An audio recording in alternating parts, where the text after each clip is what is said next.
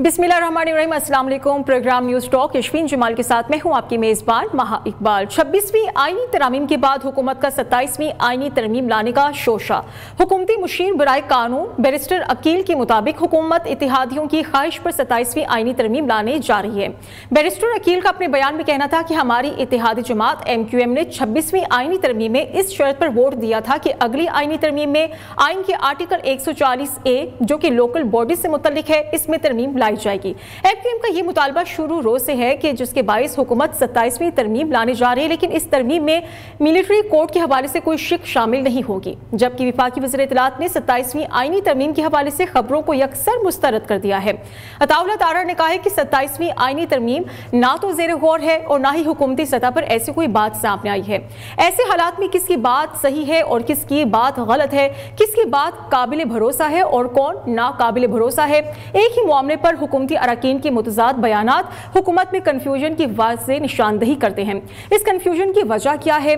मौजूदा हालात में क्योंकि हुकूमती वज़रा बुशरा बीबी की रिहाई को लेकर काफ़ी फिक्रमंद नजर आ रहे हैं। वज़ीर दिफा ख्वाजा आसिफ ने एक ट्वीट किया है। उन्होंने लिखा है कि बेगम साहिबा की जो रिहाई है पेशावर रवानगी मामूल की कार्रवाई नहीं है। पंजाब को खैरबाद कहकर बेगम साहिबा का पेशावर वज़ीर आला हाउस की एनेक्सी में डेरे डालना पसे पर्दा दास्तान की निशानदेही है। क्या बुशरा बीबी की रिहाई किसी डील या ढील के नतीजे में हुई? इस पर भी लीगी रहनुमाओं के बयानात में तजाद पाया जा रहा है। वज़ीर आज़म के सियासी मुशीर राना सनाउल्लाह का ख्याल इससे मुख्तलिफ है।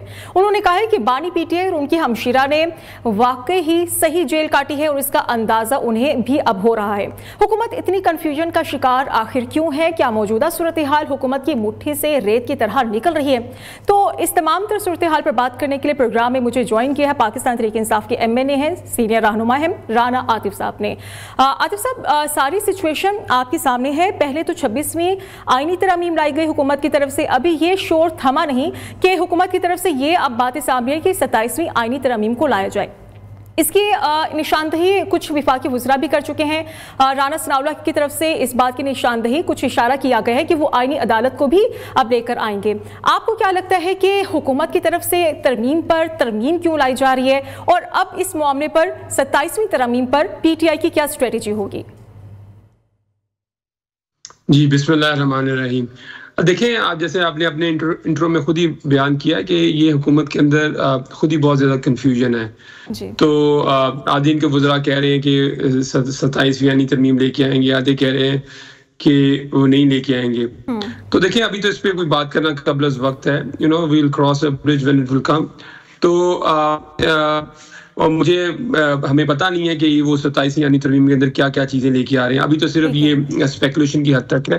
तो आई थिंक उसमें बात करना भी मेरे ख्याल में कबल वक्त होगा, और जब तक हमें उसके कोई खदोखाल हमारे सामने ही नहीं आते तो उसके बारे में हम कोई रायज़नी नहीं कर सकते। ठीक है आतिफ साहब, वैसे तो ख्वाजा राना सनाउल्लाह की तरफ से भी बात की जा चुकी है। चले ख्वाजा आसिफ के बयान पर सामने आ जाते हैं। ख्वाजा आसिफ ही कह रहे हैं कि जो सारी PTI पेशावर की तरफ जा रही है, इसके पीछे कुछ ना कुछ है, या तो डील है या फिर ढील दी जा रही है। कुछ इस बारे में बताइएगा, क्योंकि बुशरा बीबी साहिबा भी जो कि हम तवक्को कर रहे थे कि वो लाहौर की तरफ ही रुख करेंगी, लेकिन वो अचानक पेशावर चली जाती हैं।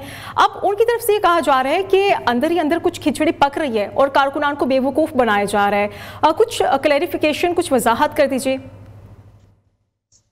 मुझे समझ नहीं आई कि पेशावर जाने में क्या मसला है।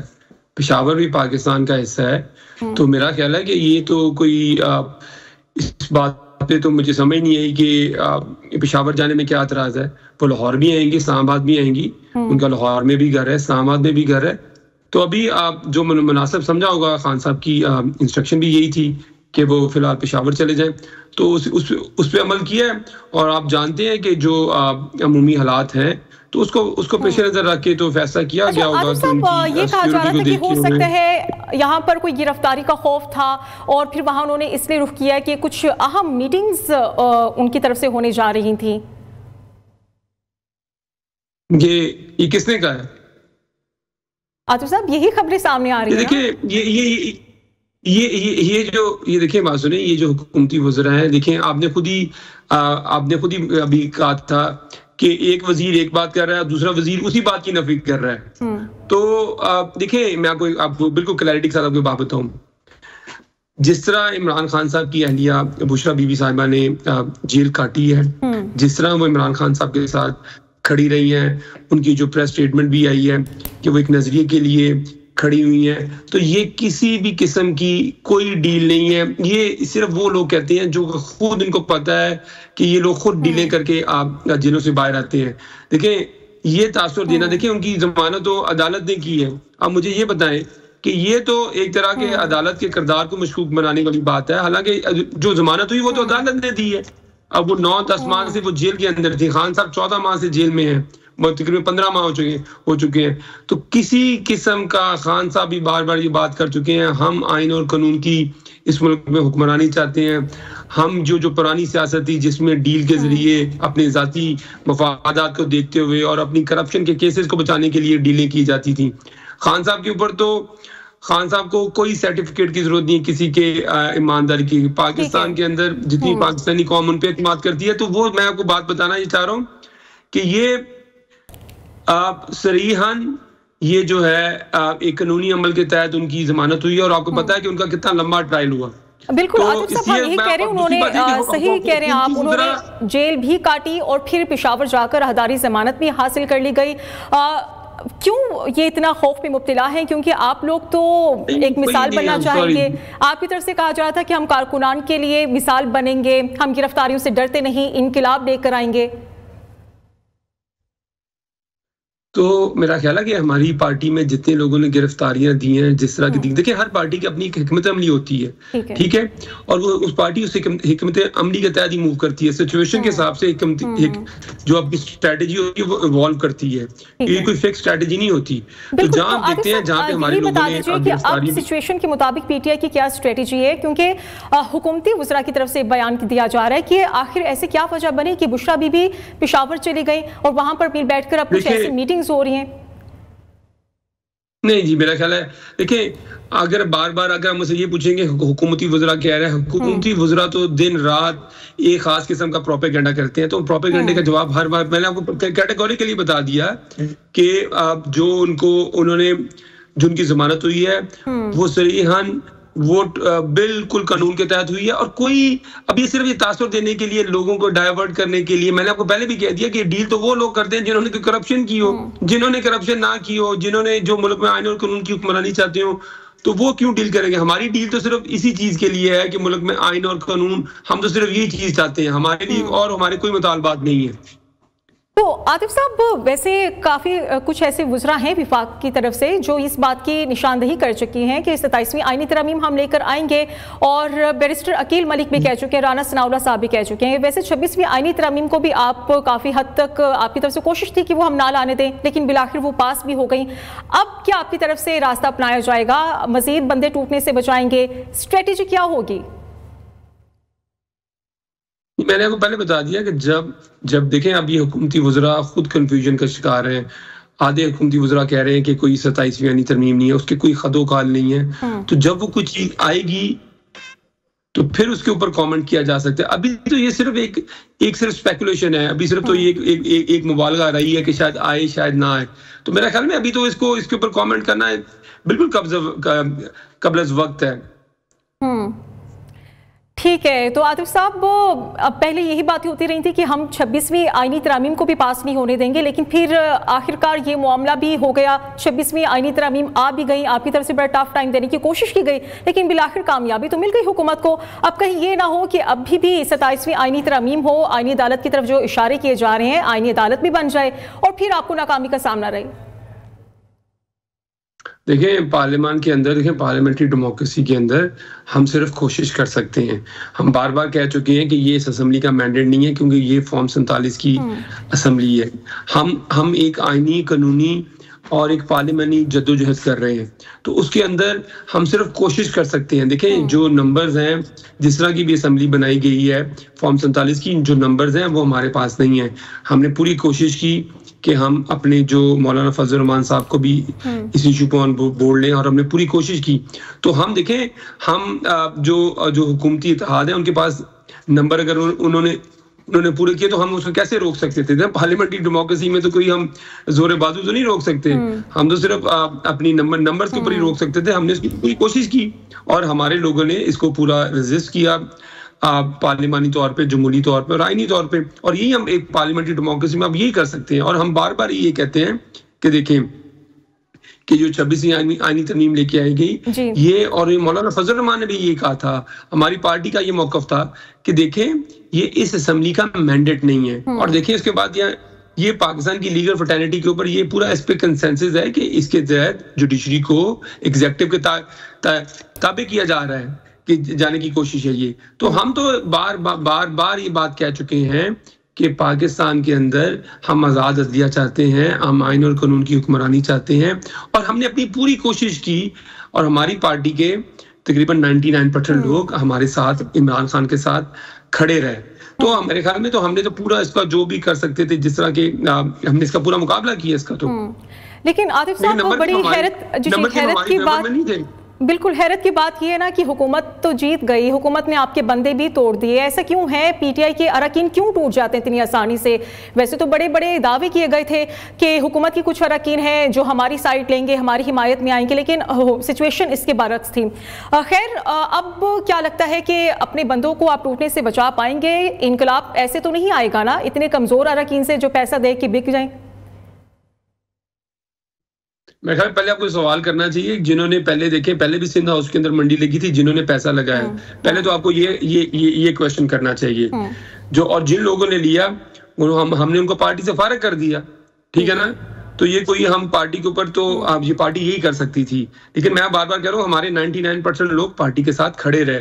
जिस तरह के लोगों को ऑफर्स थी, जिस तरह के लोगों को लालच दिया गया, उसके बावजूद लोग पार्टी के साथ खड़े रहे। ठीक है, लेकिन जो बंदे टूटे उसी से कामयाबी मिली ना गवर्नमेंट को। खैर, वज़ीर आला केपी के अली अमीन गंडापुर की तरफ से जो कहा गया है कि अगर बानी पीटीआई की सेहत के हवाले से हमें ऐसी ही खबरें मिलती रहीं तो फिर हम पूरा पाकिस्तान बंद कर देंगे। अब क्या हम वही सिचुएशन देखेंगे कि आप कारकुनान को तो बुला लेते हैं, उन्हें पुलिस के हवाले कर देते हैं, लेकिन खुद जो मेन लीडरशिप है वो बैठी रहती है, वो हमें फ्रंट लाइन पर नजर नहीं आती? या फिर कुछ और, अब आप लोग पूरी कुव्वत के साथ सामने निकलेंगे, खुद भी मुकाबला करेंगे पुलिस का? नहीं, देखिए मेरा ख्याल है हमारी लीडरशिप सारी, ये जो पिछली दफा जो हुआ है वो एक खास माहौल के अंदर एहतजाज था, उसके अंदर पार्टी की राय, पार्टी का कोई हदायत पार्टी चेयरमैन की तरफ से, इमरान खान साहब की तरफ से अदा ये थी कि जो पार्टी के जो हमारे लेजिस्लेटर है नेशनल असेंबली के, वो अपने आप को महफूज रखें।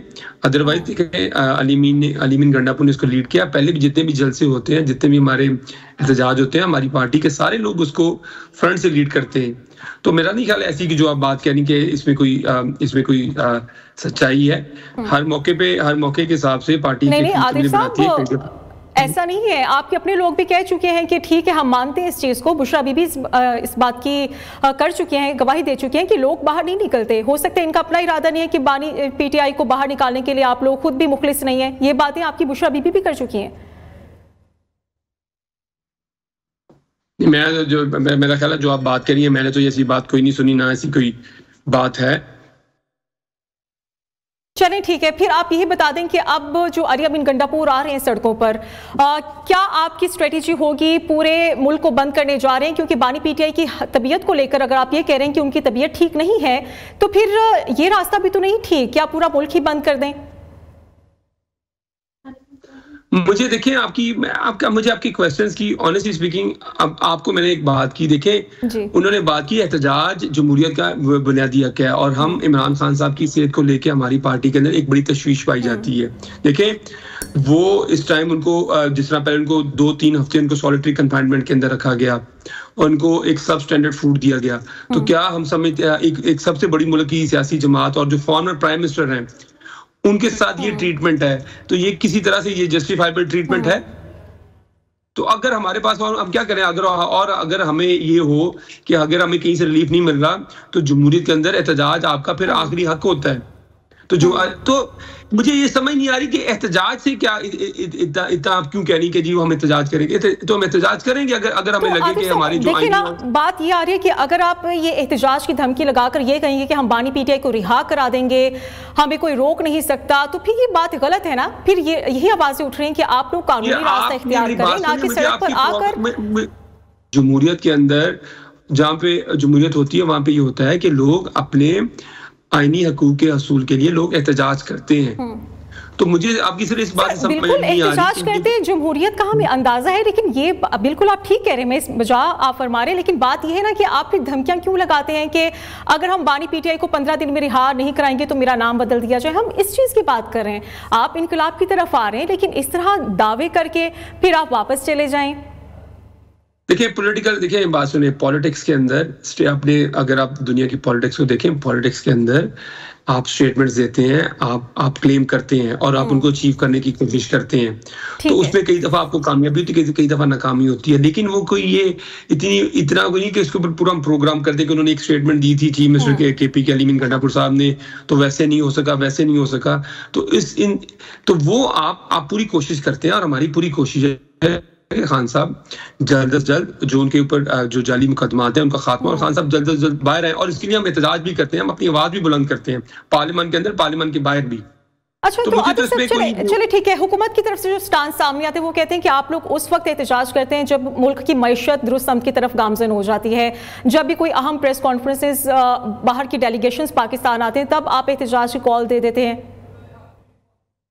मैं आपको याद कराऊंगा कि 2 साल पहले OIC हुई थी, तो यही जो जिनका अब ये जो PDM की जो हुकूमत है, तब इन्होंने एहतजाज किया था, तब इनको ये कहा गया था कि OIC हो रही है, जो कि पाकिस्तान में पता नहीं कितने सालों बाद OIC होने लगी थी, और 2 दफा 6 माह में 58 जो मुसलमान मुल्क हैं उनके फॉरेन मिनिस्टर्स आए थे, इवन चाइनीज फॉरेन मिनिस्टर आए थे, तो तब तो इन्होंने कहा था हमें किसी चीज की परवाह नहीं है। देखिए हम समझते हैं, और आपने जो मईशत की बात की, कौन सी मईशत की बात कर रहे हैं? मईशत तो आपकी अभी आप रिपोर्ट पढ़ लें IMF की, तो उसमें तो लिखा कि मईशत की जो है, मईशत की कोई सेमत दुरुस्त नहीं है। आप बिजली के आप देख लें, आप निरख देख लें, आप महंगाई पहले आसमानों पे ले जाके, उसके बाद उसमें थोड़ी सी ज़ाहिरी बात है, देखें होता है कि जब महंगाई एक खास सतह से ऊपर चली जाती है तो उसके बाद उसके अंदर एक उसमें ठहराव आ जाता है, तो ये उसका बड़ा क्रेडिट ले रहे हैं कि पहले आपने तमाम चीजें, जो चीज 10 रुपए की थी पहले आपने 50 रुपए की कर दी, अब वो 50 से 48 रुपए की हो जाए तो आप कहें जी मैंने महंगाई में कमी कर दी। ये तो बड़ी माशाल्लाह बड़ी जबरदस्त डेफिनेशन है महंगाई में कमी करने की। माइशत की कोई सहमत इनके पास ना कोई रोड मैप है, ना कोई प्लान है। जो आप बातें कर रही थी, इनके पास यही प्लान है कि सारा दिन आके जी फलाने बंदे ने ये कह दिया, PTA के फलाने बंदे ने ये कह दिया। इनकी हुकूमत की कोई गवर्नेंस स्ट्रेटेजी नहीं है, कोई इकोनॉमिक स्ट्रेटेजी नहीं है, और कोई ये तो बातें तो ये 3 साल पहले भी ये करते थे, जब ये इन्होंने लेन देन वो लोगों को खरीद के, जब इन्होंने हुकूमत PDM 1 जब आई थी तो तब भी इनका जो प्री टैक्स था वो तो यही था कि ये तो मईशत को ठीक करने आए थे। उसके बाद आप इनके जो फॉर्मर प्राइम मिनिस्टर है शाहिद खकान अब्बासी, ये इनके ही फॉर्मर मिनिस्टर है मोहम्मद जुबैर, इनके ही फॉर्मर मिनिस्टर है मिफ्ताह इस्माइल, तो उनके आप सिर्फ हमें आप छोड़ दें, आप सारे एक्सपर्ट्स को भी छोड़ दें, ये इनके जो 3 फॉर्मर बंदे हैं उनकी स्टेटमेंट्स पढ़ लें। मोहम्मद जुबैर ने कहा कि जब PTA की हुकूमत थी कोई इकोनॉमिक क्राइसिस नहीं था, इन्होंने आके क्राइसिस पैदा कर दिया। शाहिद खान साहब का आप सुन लें, तो आप हमारी बातों पर जाएं, जो इनके फॉर्मर प्राइम मिनिस्टर है वो इनके बारे में क्या कहते हैं, इनकी परफॉर्मेंस के बारे में कहते हैं, सिर्फ वही काफी है। अगर मैं यहाँ पे इनकी चार्जशीट इनकी इकोनॉमिक परफॉर्मेंस की चार्जशीट पेश करूंगा, वो तो बहुत लंबी चार्जशीट है इनकी। चलें ठीक है, एक ब्रेक ले लेते हैं, ब्रेक के बाद दोबारा से हाजिर होंगे। Stay with us. जी वेलकम बैक नाजरीन। पाकिस्तान पीपल्स पार्टी के सेनेटर ज़मीर घोमरू साहब हमारे साथ मौजूद हैं और PTI से राना आतिफ साहब हमारे साथ मौजूद हैं। तो ज़मीर घोमरू साहब, अब मैं आपसे ये सवाल करूंगी कि अभी जो आवाज़ें आना शुरू हो गई हैं हुकूमती अरकान की तरफ से 27वीं आईनी तरमीम को लेकर, 26वीं तरमीम के बाद अब क्या ज़रूरत पड़ गई हुकूमत को कि 27वीं आईनी तरमीम की बातें होना शुरू हो गई हैं, क्योंकि वो जेस्चर ये दे रहे हैं कि हमें शायद वो कामयाबी हासिल नहीं हो पाई जो हम तवक्को कर रहे थे। कुछ इस बारे में वजाहत कर दीजिए कि हुकूमत को क्या जरूरत पड़ गई अब 27वीं आईनी तरमीम लाने की। लेकिन ऐसे ही जो है वो कॉन्स्टिट्यूशन के डिफरेंट इश्यूज होते हैं, उस पर जो है वो गवर्नमेंट की अपोजिशन की आपस में बातचीत होती रहती है। तो मेरे ख्याल में इस कंटेक्स्ट से, जुडिशरी के कंटेक्स्ट से या दूसरे कंटेक्स्ट से इसका कोई वो नहीं है कंसर्न। तो ये जनरली जो है वो जैसे सेंसिटिविटी हो गई है खासतौर पर अपोजिशन को कि जो 27वीं तरमीम आएगी, पता नहीं हमारे लिए क्या होगा, पता नहीं मिलिट्री कोर्ट्स होंगे क्या होगा, ऐसी कोई चीज नहीं। ठीक है। अच्छा ज़मीर खबरू साहब, वज़ीर आला अली अमीन गंडापुर की तरफ से जो ये धमकी लगाई गई है, वो कह रहे हैं कि अगर बानी पीटीआई की तबीयत के हवाले से अच्छी खबरें नहीं आएंगी तो फिर हम मुल्क बंद कर देंगे, हम एहतजाज करेंगे। अब ये बार बार धमकी लगाना, आपको क्या लगता है कि पीटीआई इस तरफ क्यों जा रही है? हालांकि ये इससे तासुर सामने आ रही है कि शायद धमकियों को लेकर वो बानी पीटीआई को रिहा कराना चाहते हैं। एक्चुअली पीटीआई के इश्यूज जो है ना वो खत्म हो गए हैं। जैसे आपने देखा कि उनका बड़ा इश्यू वो डिपेंड कर रहे थे इकोनॉमी पर। इकोनॉमी स्टेबलाइज हो गई, आईएमएफ के साथ डील हो गई, जो मैक्रो इंडिकेटर्स हैं इकोनॉमी के वो ठीक हो गए, कीमतें जो है वो पेट्रोल के नीचे आ गई, बिजली की कीमतें भी नीचे आएंगी, स्टॉक एक्सचेंज जो है वो ऊपर जा रहा है दिन ब दिन। तो पीटीआई का ये था कि इकोनॉमी जो है वो पीछे जाएगी। नंबर 2 इनकी उम्मीद थी कि चीफ जस्टिस अपना लगवा देंगे, वो भी उम्मीद खत्म हो गई। तो अभी पीटीआई तो इशू नहीं है, वो इशू बनाना चाहते हैं as far as their leader is concern. तो वो बार बार यही बात कर रहे हैं कि हमारे लीडर की जान को खतरा है। हालांकि वो बार बार जो है वो डॉक्टर्स ने उसको जो है वो बोर्ड गवर्नमेंट ने बनाया, वो गया, उसकी चेकिंग हो गई, उनको सारी फैसिलिटीज जो है वो उनका मेन्यू तक आ गया मीडिया में कि मेन्यू ये है, वो 5 स्टार होटल का मेन्यू है। तो पीटीआई का इशू खत्म हो गया है। अब इशू किस पर करेंगे? पीटीआई को कोई इशू नहीं रहा। तो मेरे ख्याल में वो उनका मकसद है कि मुल्क में कोई गड़बड़ हो जाए, कोई ऐसा इशू हो जाए ताकि हम जो है वो कंटिन्यूअस हेडलाइंस में रहें। जैसे एससीओ समिट था या 26 अमेंडमेंट था, उसमें वो एहतजाज नहीं कर सके, लोग बाहर नहीं आए। तो अभी इशू नहीं रहा पीटीआई के साथ। अभी इशू कैसे बनाए? यही इशू उनको रह गया है कि अपने लीडर के बारे में कोई इशू बनाए। जी ठीक है। तो ज़मीर गुमरू साहब, अभी राना आतिफ साहब भी हमारे साथ मौजूद है, उनकी तरफ से कहा जा रहा है कि बानी पीटीआई की तबीयत को लेकर बड़ी खबरें अजीब सी आ रही हैं और उनको जो सेल दिया गया है वो भी ठीक हालत में नहीं है। उनकी लाइट्स ऑफ कर दी गई, उनसे मुलाकात करने की हमें इजाज़त नहीं दी गई। अब इस तरह की अगर सिचुएशन पैदा होगी तो आप ये सिचुएशन कैसे टैकल करेंगे? क्योंकि उनकी तरफ से बारहा ये इल्जामात सामने आ रहे हैं कि बानी पीटीआई की तबीयत, उनकी हालत को लेकर तशवीशनाक खबरें हैं। मैं समझता हूं कि जो है वो हमारी तो कोई पॉलिसी नहीं किसी कैदी को जो है वो सख्ती में रखना जी। जो जेल मैनुअल में जो है वो सहूलियात है, हमारी पाकिस्तान पीपल्स पार्टी की पॉलिसी रही है, क्योंकि हमने खुद सफर किया है। हमारी लीडरशिप जो है वो 11-12 साल जेल में रही है, वो भी विदाउट एनी प्रूफ। तो इस वजह से हमें जो है वो किसी कैदी के साथ जो है वो जो बर्ताव करना है वो जेल मैनुअल और लॉज के तहत करना है। आतिफ साहब, ज़मीर गुमरू साहब तो ये फरमा रहे हैं कि आप लोग जो चाहते थे कि पाकिस्तान तरक्की ना करे, इन्वेस्टमेंट ना आए, स्टॉक एक्सचेंज में बेहतरी ना आए, वो सब नहीं हो रहा, इसलिए आप लोग अब आए रोज़ इस तरह की पॉलिटिक्स लेकर आ रहे हैं। अब पहले तो आपसे जब ये बात हुई तो आपने कहा कि ना तो पाकिस्तान तरक्की कर रहा है, ना ही उसके जो मईशत है उसमें कुछ बेहतरी आ रही है। अब ज़मीर गुमरू साहब तो फरमा रहे हैं कि पाकिस्तान की जो मईशत है वो बड़ी बेहतरी की तरफ जा रही है। मेहरबानी है ज़मीर गौर साहब की, इन्होंने कह नहीं दिया कि पाकिस्तान इस टाइम सिंगापुर से आगे जा रहा है। देखें, मईशत जी जो ग्रोथ होती है वो पॉलिटिकल स्टेटमेंट से नहीं होती, आपने नंबर्स देखने होते हैं। हमारे 2 साल जब पीटीआई बरसर इक़्तिदार थी, जब इमरान खान साहब वज़ीर आज़म थे, तो आपको पता है कि तब दुनिया की जो पिछली 100 साल तारीख है उसकी जो सबसे जो बड़ी वबा थी कोविड, वो थी, और जिसमें दुनिया की बड़ी बड़ी मईशतें घुटनों के बल पे आ रही थी, मईशतें सुकड़ रही थी। उस दौर के अंदर पाकिस्तान जैसा मुल्क जिसके पास पिछले 30-40 साल जिस तरह इस मुल्क की इकोनॉमी को कमज़ोर किया गया था, जिसमें हमारे पास इकोनॉमिक क्वेश्चन भी नहीं था, 2 साल जिस तरह आप किसी बिजनेसमैन से पूछें, आप किसी आम आदमी से पूछें कि उनके जो पीटीआई के जो दौर था उसके अंदर मईशत कितनी तेजी से तरक्की कर रही थी। मैं आपके सामने रखता हूं कि आखिरी 2 साल 6% और 6.25% के हिसाब से मईशत ग्रो कर रही थी। आपकी जो लार्ज स्केल मैन्युफैक्चरिंग है वो तकरीबन उसमें 13-14% उसमें बढ़ोतरी हो रही थी। आपके नए कारखाने लग रहे थे, इस मुल्क में इन्वेस्टमेंट आ रही थी, रोशन डिजिटल के अंदर लोगों ने रिकॉर्ड सरमायाकारी की थी। आपका जो पेट्रोल की कीमत है वो 150 रुपए थी, आपकी जो बिजली की कीमत है वो 16 रुपए यूनिट, 16 से 17 रुपए यूनिट थी। जितने आपके बड़े बड़े टेक्सटाइल यूनिट्स हैं या आपकी जो आपके एक्सपोर्टर हैं उनको हम रिलीफ दे रहे थे। FBR के जो रिफंड थे वो लोगों को टाइम पे मिल रहे थे। आप मेरी बात में ना आप चेक करें इकोनॉमिक सर्वे ऑफ पाकिस्तान को देखें कि जो कह रहा है कि 6 और 6.5% 2020-21 और 21-22 में जो पाकिस्तान की जो मईशत है वो ग्रो कर रही थी। तो आपने अभी एक ब्रेक लेते हैं, ब्रेक के बाद दोबारा हाजिर होंगे।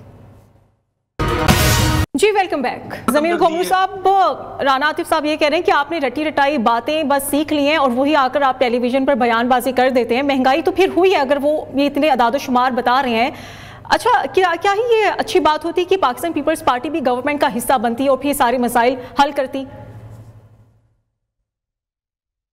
देखिए, पहले तो इनको मईशत का पता है नहीं, सियासत का पता है। इन्होंने मईशत को कहां पहुंचाया आपको पता है। मईशत जो है वो ICU में थी, वहां से मईशत को निकाला गया और इन्होंने 24 बिलियन जो है वो तो कर्जा लिया, मुल्क को जो डेट क्राइसिस में डाल दिया।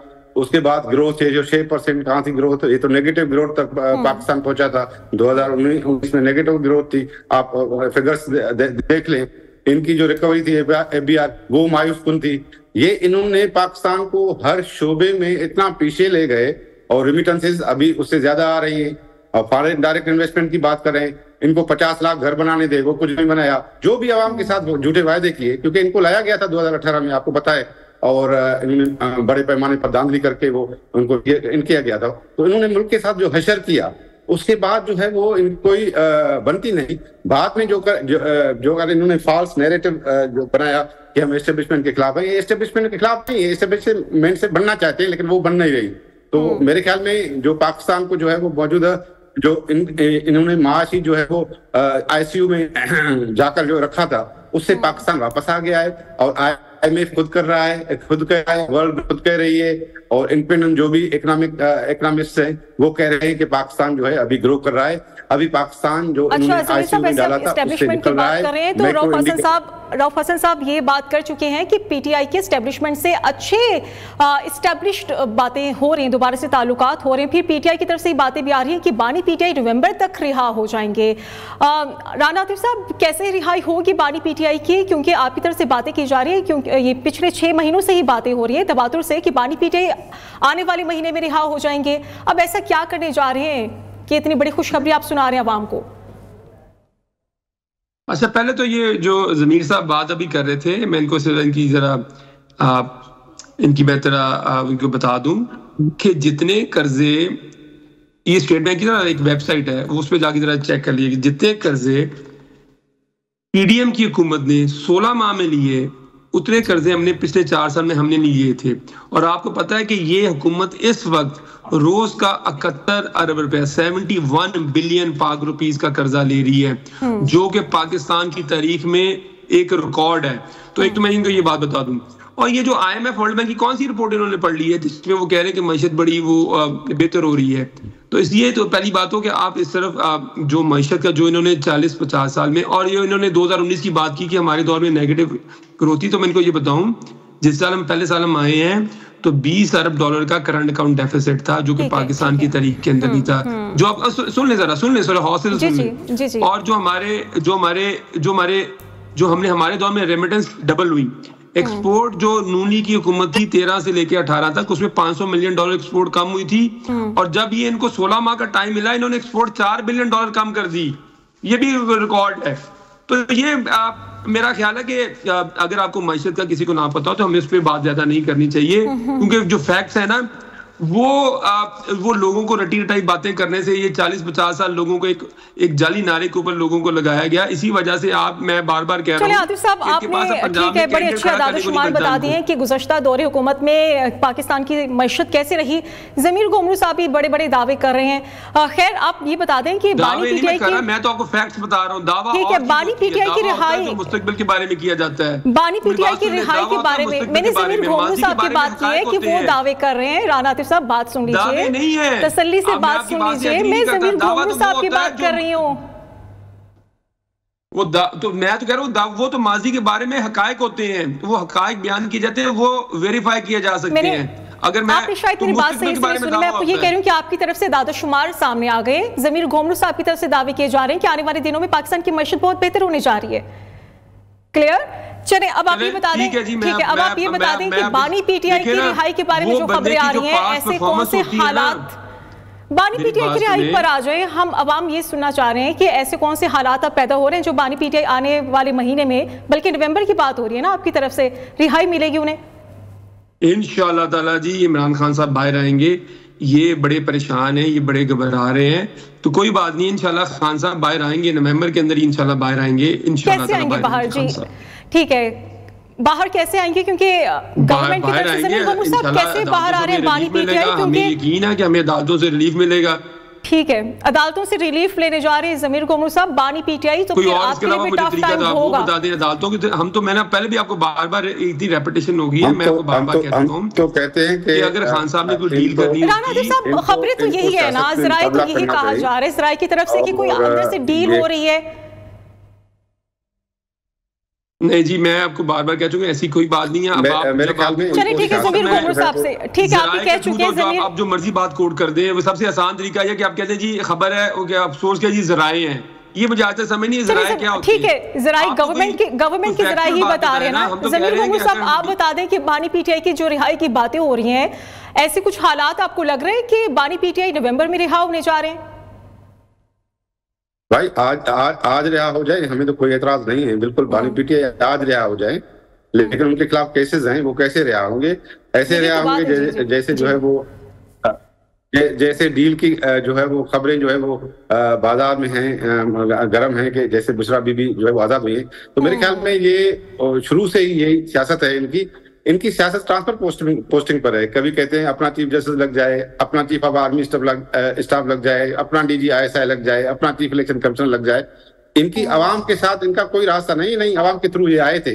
ये इनकी सियासत इस पर मुहित है कि जो है ये यूटोपिया में रहते हैं, और इनको जो फिगर्स बता रहे थे, ये तो कोई फिगर्स जो है वो कहीं नहीं देखी गई कि 6% जो है वो पीटीआई में जो ग्रोथ रेट चला गया था। ये तो मेरे ख्याल में मजाक का केस बात है। पीटीआई में 2019 में आप देखें सारी अखबारें, वो तो नेगेटिव था। एज फार एज जो है वो खान साहब का बाहर आना, क्योंकि ये न्यूज में रहना चाहते हैं, ये खान साहब के हवाले से खबरें आवाम को देकर ये न्यूज में रहना चाहते हैं। इनकी पार्टी तितर बितर हो गई है, इनमें डिफरेंट ग्रुप्स हो गए हैं। सियासत इनका जो है वैसे जमीर साहब एक बात है, अगर बानी पीटीआई बाहर आते हैं ना, तो फिर हुकूमत के लिए बड़ा टफ टाइम होगा। वो दोबारा से सड़कों पर आएंगे, एहतजाज करेंगे, और इसके अलावा जैसे पहले सूरत हाल बनी थी, हो सकता है हुकूमत के लिए बड़ी मुश्किल हालत पैदा हो जाए।